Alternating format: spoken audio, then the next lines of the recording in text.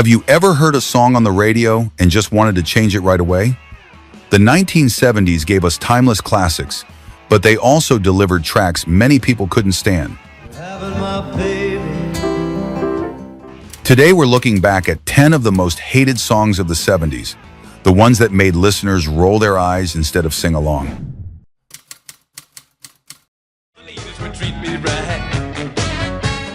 Imagine the disco craze at its peak, and then picture a duck quacking on the dance floor. That was the bizarre reality of 1976, when radio DJ Rick Dees released Disco Duck, a track that blended disco beats with his own imitation of Donald Duck. Against all odds, it climbed all the way to #1 on the Billboard Hot 100. At first, radio programmers loved it because it was something different, but the novelty wore off quickly. Listeners grew irritated by the constant quacking, especially when stations played it multiple times a day. What began as a joke soon became unbearable background noise that people rushed to turn off. The strangest part was how the track seemed to mock the disco movement while profiting from it. Serious music fans hated the way it reduced art to cheap gimmicks. The song's success even inspired other animal-themed novelties, none of which lasted. In the end, Disco Duck became a perfect symbol of how quickly the public could turn against a hit.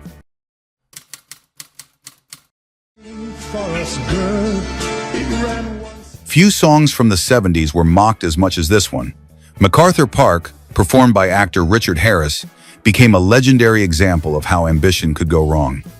Originally released in 1968 but revived in the 70s, the track told a surreal story about a cake left out in the rain, used as a metaphor for lost love. Listeners were baffled not only by the odd lyrics but also by Harris's overly dramatic performance. At over 7 minutes long, the song felt endless on radio, and many found the operatic delivery unbearably pretentious.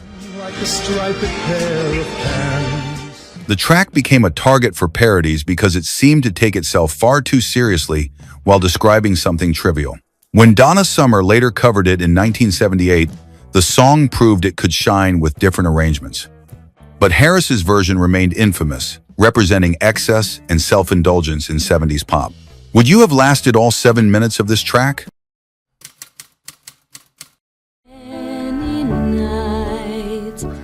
In 1977, Debbie Boone scored one of the biggest hits of the decade, staying at #1 for 10 consecutive weeks. Written by Joe Brooks for a forgettable film, the track became unavoidable almost overnight. Boone's earnest delivery was meant to sound heartfelt, but for many listeners it came across as suffocating.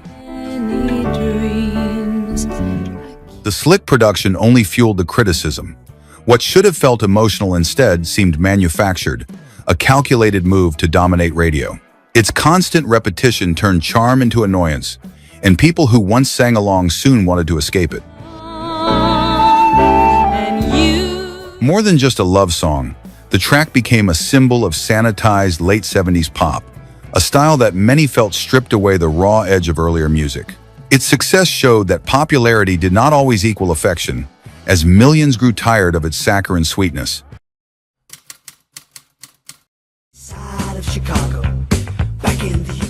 British band Paper Lace landed their biggest American hit in 1974 with a fictional tale about a gangster battle in Chicago. The song described a dramatic fight between Al Capone's men and the city police, but the storytelling was riddled with inaccuracies. Listeners noticed the cartoonish version of American history, delivered with British accents that made the entire track sound like a parody. Geography was wrong, details were exaggerated, and the result felt more like a bad Hollywood script than a real ballad. For American audiences, it was frustrating to hear their culture reduced to cliches. Critics slammed the track as shallow, while DJs often joked about its over-the-top sound effects. Despite its success, the song became a prime example of how hits could completely misunderstand their own subject.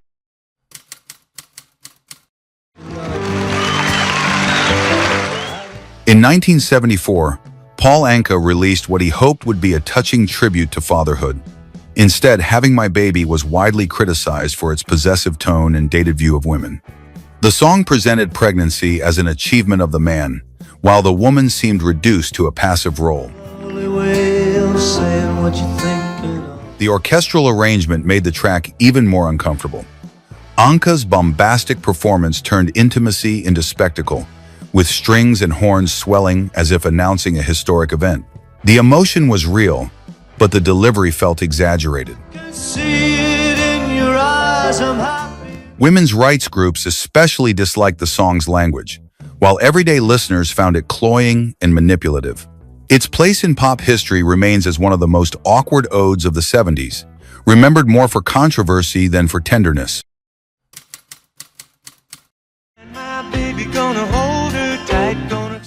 In 1976, Afternoon Delight unexpectedly won a Grammy Award, shocking many who considered it one of the most embarrassing hits of the decade.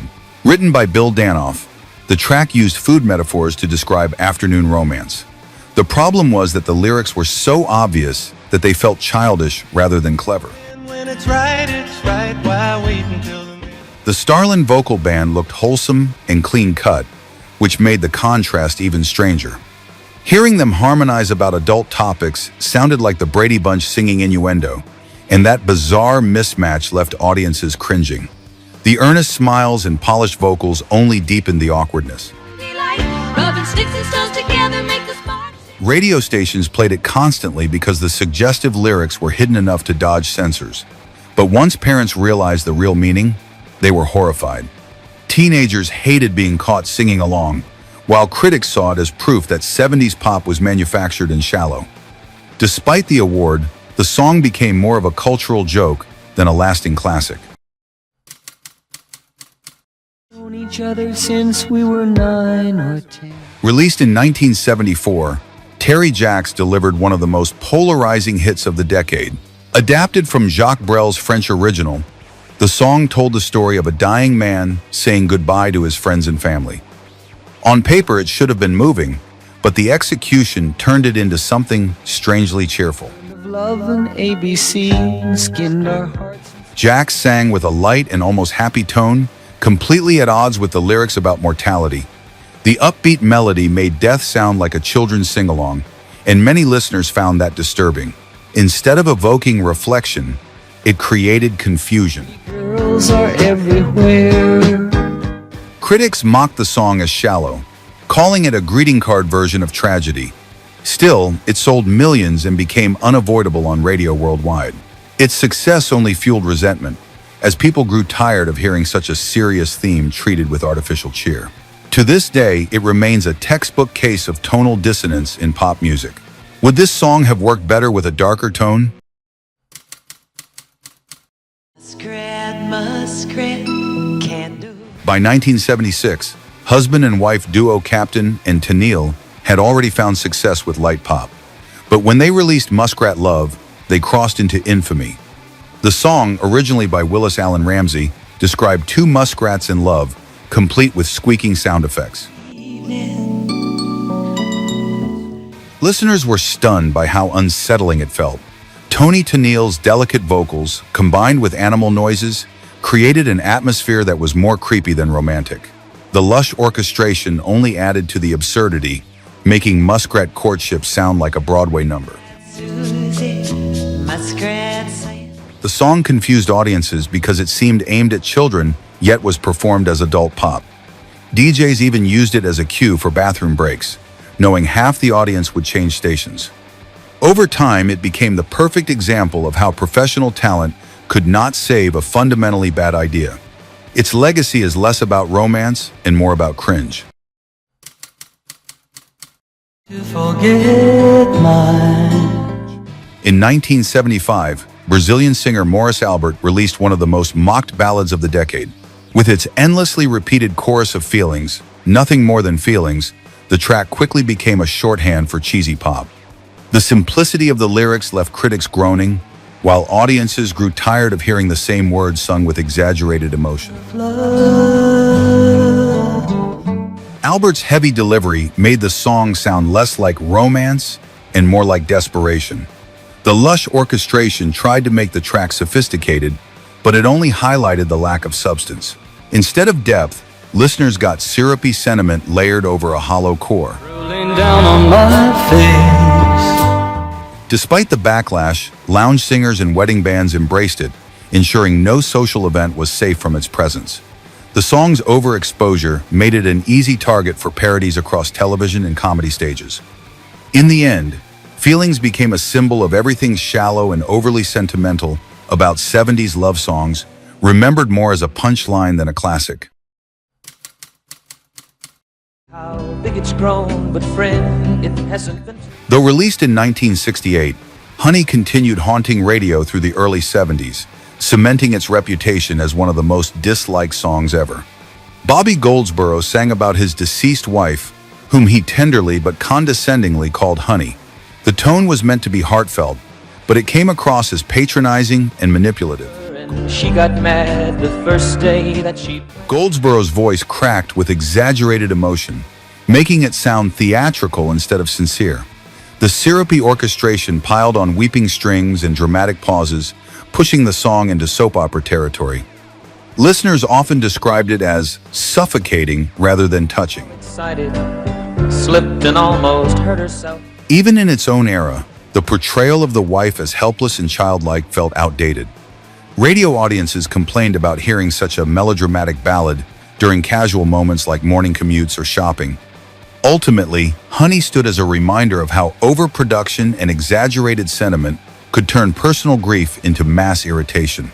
Which of these songs would you delete forever if you could?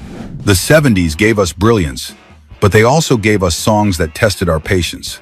These 10 tracks remind us that not every hit is remembered with love, and sometimes the biggest successes are the ones people grow to hate. Which 70s song made you change the station faster than any other? Share your thoughts in the comments, and don't forget to subscribe for more musical trips back in time.